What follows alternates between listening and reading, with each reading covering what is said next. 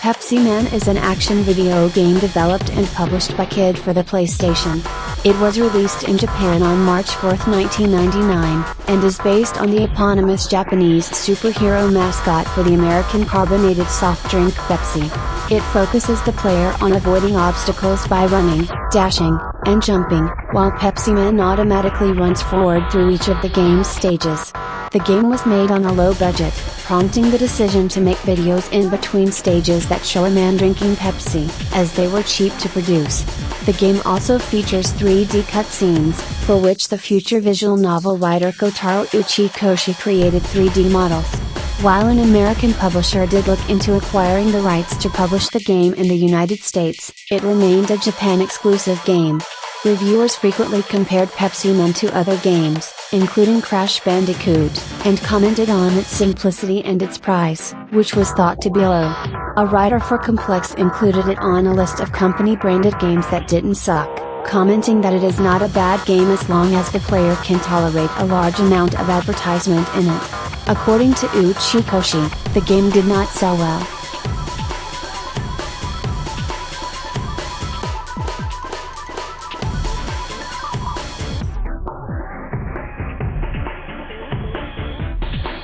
Pepsiman is an action game that consists of 4 stages, each divided into smaller segments, and each involving the superhero Pepsiman saving a person who is dehydrated, such as a military man in the middle of a desert, by giving him a can of Pepsi. The first 3 stages are based on real locations: San Francisco, New York City, and Texas. The last one takes place in Pepsi City. The game is played from a third-person perspective, with Pepsiman automatically running forward through the stages, sometimes running through homes and other buildings. The player takes control of Pepsiman himself, aiming to dodge obstacles, such as cars, construction cranes, and people, as well as Pepsi-branded obstacles, including a Pepsi truck. The player does this by using 4 different moves: running, dashing, jumping, and super jumping. The player gains points by collecting Pepsi cans. In some stages, Pepsiman's head becomes stuck inside a steel drum, which inverts the controls, and in some, he rides on a skateboard, which requires the player to avoid all obstacles. Throughout each stage is a number of checkpoints. If Pepsiman gets hit by obstacles too many times, the player is required to restart from the latest checkpoint. Each stage ends with Pepsiman being chased by an object, such as a giant Pepsi can. In between stages, the player is shown videos of an American man, played by Mike Butters, drinking Pepsi and eating chips and pizza as he watches Pepsiman.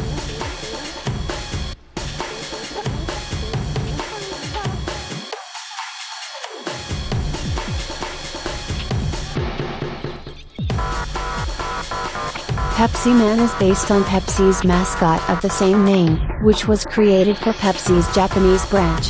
The character, whose fictional backstory says he used to be a scientist who transformed into a superhero after coming into contact with Holy Pepsi, was featured in Japanese Pepsi commercials, and in the Japanese version of the video game Fighting Vipers, he became popular in Japan, spawning related characters such as Lemon Pepsiman and Pepsi Woman, and Pepsi decided to promote the character with a video game.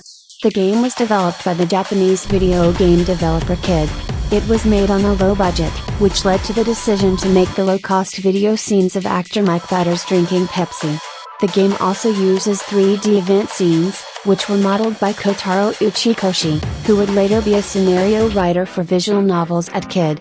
This was Uchikoshi's first job. He had been hired to plan video game adaptations of board games but ended up being part of the development of Pepsiman instead, which was already in progress when he joined Kid in 1998.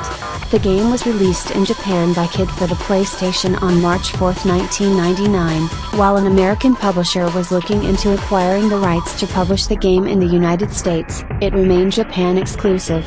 Despite this, the game is entirely in English, not Japanese, although with Japanese subtitles for dialogue.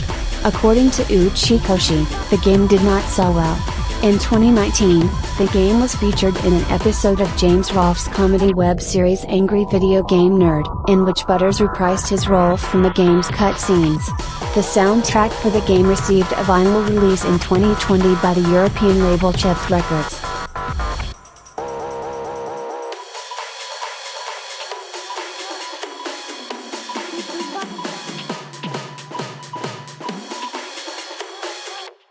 Writers for Famitsu called the game super simple, comparing it to Metro Cross and Paperboy, and calling it a simplified version of Crash Bandicoot.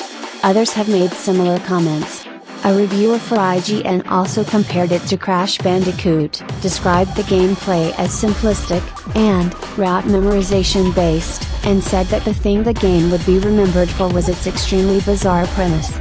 They still felt that the game was not bad and that it was worth the price, which they noted was low. James Milkey at GameSpot called the game a nifty little distraction, and said that the gameplay was similar to the old-school gaming dynamics of yesteryear. He commented on the low price but said that it was difficult to find imports of it. Gamers Republic magazine rated the game a B-. Gamers Republic later listed the game in their 1999 Video Game Buyer's Guide and Y2K Preview as one of the best games to import from Japan that year. In 2011, Alistair Pinsoff at Destructoid reviewed the game, calling it a mix between Paperboy and Muscle March in terms of the complexity and pace, and compared the gameplay to Crash Bandicoot. He found it to be such a gloriously twisted, charming spectacle that it would be difficult not to like it. He said that the main reason to play the game is the sheer lunacy of it, saying that the game is obsessed with America, and portrays Americans as unhygienic hillbillies in a manner that makes it unclear if it is a self-aware parody or not. He concluded that the game is funny, but not great, and that the ridiculous premise and its large amount of small details make the game charmingly brain-dead. In 2013, Justin Amirkhani at Complex included the game in a list of company-branded video games that didn't suck, saying that while the game's graphics had not aged well, it was mechanically very similar to Temple Run, which Amirkhani called his favorite iOS game. He concluded that Pepsiman is not a bad game for people with quick reflexes, as long as they can stand the high amount of advertising within the game. He claimed that Pepsiman was the advert game with the largest amount of logos per second. In 2015, Retro Gamer magazine listed it as number 18 on their list of the 20 greatest PlayStation games you've never played.